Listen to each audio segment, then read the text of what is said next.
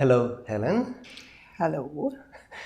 You're a philosophical practitioner in South Africa, in Cape Town, and you do mostly work with individuals, counseling, philosophical counseling. But most people who come to you probably are not philosophers. They come not with a philosophical question about Kant or Plato. So how do you start working with them? What happens in the first session with them that somehow takes them from the question in the ordinary question to philosophical counseling? Okay. First session, somebody has come, they usually find me by my website. And my website has articles that I've written and my basic sort of orientation. I have a quote on the front. It says the unexamined life is not worth living, and then underneath that, the unlived life is not worth examining. So I'm very interested in bringing practice and action and thought. We think better to act strongly, we act strongly to think better. It's that kind of thing. So people like what they read or they've heard about me, they come, and the first hour, they talk. They unburden themselves. They talk and they talk and they talk and they talk and they talk. And it generally happens like that. And I think what's happening in there, as I listen to them, as I try and enter into their world, as I try to see what the territory is, I think what they're also doing is reading me and my presence. And if this is somebody who's going to try to do something to them, try to fix them or explain them, and I don't. So if that's what they're looking for, if they'd like to be cured or fixed or explained or understood, then they'll go away and they won't come back. But if they're interested in being able to work out their life with someone who's going to keep them company and keep them safe and not do anything to them while they're doing that, then they stay and then we work. And then the next session, things start to slow down a little bit and deepen a little bit and become less certain. The first session is, this is what's going on in my life. And isn't it terrible? And then as the process unfolds, there's a little bit less certainty about what's going on. And we can start asking questions. I think of what I do as primarily a practice of ethics and politics. So the politics is being able to say what's going on in this situation, who's doing what to whom, what choices are being made, what room is there to move, what are the power games going on, where is your freedom, where are you constrained, what are you doing to other people. So let's say that I have a marriage problem. I come in the first session, I mostly talk and express my dissatisfaction or my concerns, my fears and so on. Can you explain how it continues? My philosophical orientation is from the work of Emmanuel Levinas. So I see he talks about human subjectivity in two realms, in the realms of being and the realm of ethics. The realm of ethics, of relationship, is my business. He calls that the face-to-face. Right, where you don't, as I said, you take the other person seriously, you try and show up for them, you're there for them. And that relationship is my business. And the other part of it is the area of being, of what's going on. And in that realm, the other person is the expert. I call that, so there's face-to-face and then there's side-by-side. And in the side-by-side, they're the teacher, I'm the student. So I'll ask, okay, you say this is going on with your wife, but then this happened and I don't quite understand. And they teach me and I learn. And then, are you sure? Why are you saying that? And as they speak, they become more clear about what's important to them, about how they're seeing things. Maybe there's echoes from previous relationships coming in. So they learn how to make sense. They learn what they believe. they learn from themselves as I learn from them. So would it be fair to say that you walk with them in their world, working on making sense of the world, clarifying unclear things, and bringing to consciousness maybe various aspects of the world? Sure. But the only quibble I'm going to make is walking with them. I prefer, the image I've always used is of a hostel, where somebody's on their path and they come in here to just sit down and take stock. Or I think it's Achenbach has an image of being the pilot on a boat, and this guy's got to navigate the river himself, but the pilot's got some local knowledge, and you sit and have coffee and cigarettes, and then let the person, because they have to do it themselves, So it's support, but they're going to walk the lonesome valley by themselves. They're just not going to have to do it alone. Can you give an example of some specific moment, section or part or process that may happen, an example may happen that demonstrates well how you do it with your client? I have a sense of moments when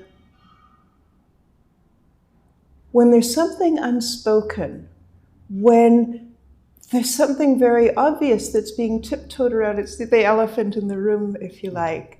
And there can be a moment when I articulate that. Often people who've had really dreadful times as children and think they're to blame for it. And there can be a moment to say, no, your mother was terrible to you. It sounds very trite and psychological. But to just clarify what you think is going on there that makes you a terrible person, that's not it at all. And there can be a huge relief. The transforming meaning, the reframing, giving another meaning.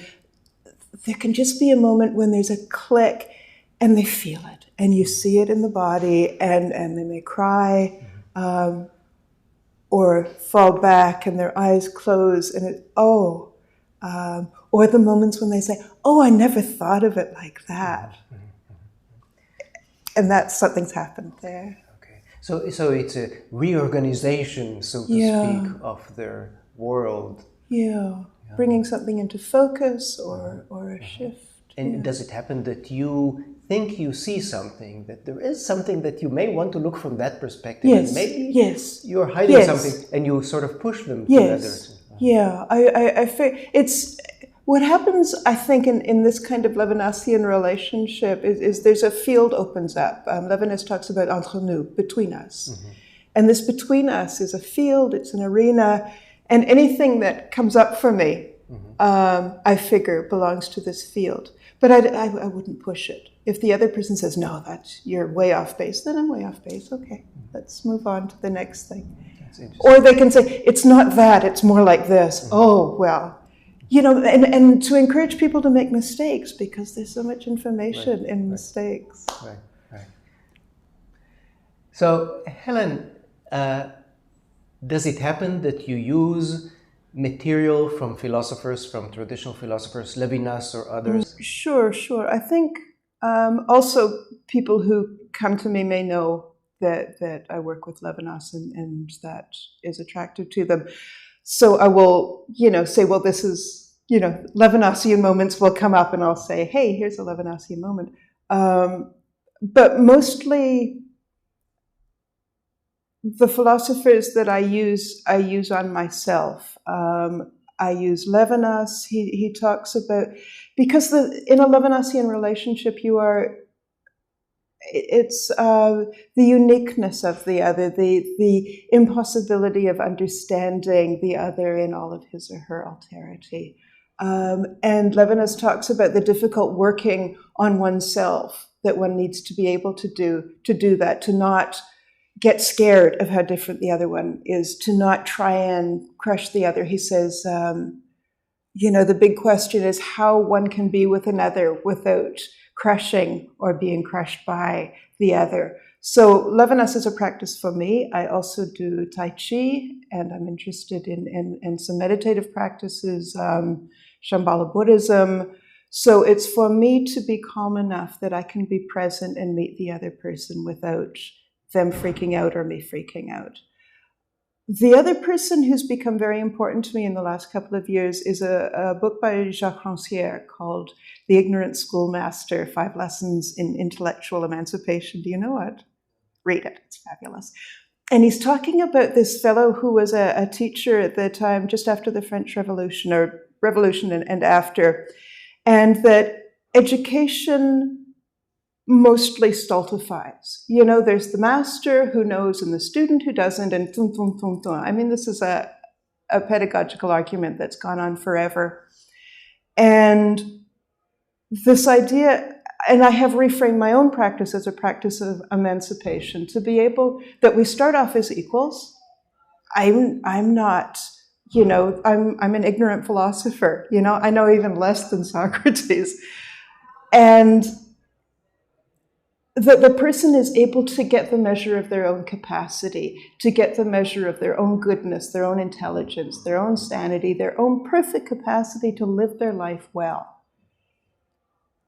To learn that. And for me, it's a hypothesis. Maybe I'm going to meet somebody who's incapable. Maybe I'm going to meet somebody who's stupid or evil or crazy. But, it hasn't happened yet, so I keep testing it. So I suppose that would be a way. And I'm interested also because it seems to me that the mess the world is in at the moment, these crises of environment, economic, social, inequality, violence and wars, we've come to kind of the end of a certain stream of Western philosophy.